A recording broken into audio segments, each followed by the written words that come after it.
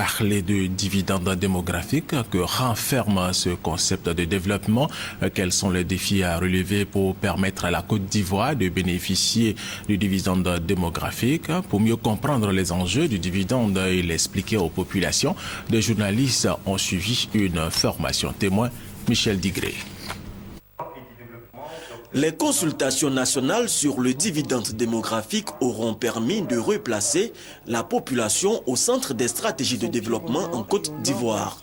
Pour mieux comprendre la notion du dividende démographique, afin de l'expliquer aux populations, les journalistes ont échangé avec des experts nationaux et internationaux. Donc, le dividende démographique, c'est cette opportunité qui est donnée au pays d'accélérer leur croissance démographique lors de la transition démographique. La transition démographique, c'est quoi? C'est la maîtrise progressive de la fécondité qui permet, comme je l'ai montré, un rétrécissement de la pyramide des âges, qui permet non pas de réduire la population, mais de la stabiliser, le nombre de jeunes, et de dégager un gain fiscal.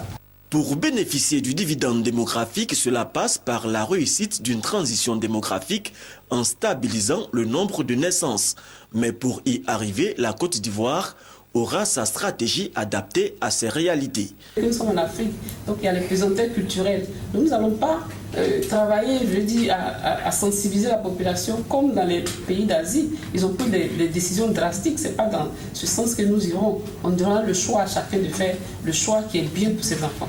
En d'autres termes, il faut faire les enfants selon tes moyens pour pouvoir t'en occuper, pour donner moins de travail à l'État. En Côte d'Ivoire, la fécondité a commencé à décroître dans les années 70. À ce jour, la moyenne est de 5 enfants par femme, un niveau toujours élevé qui ralentit la transition démographique.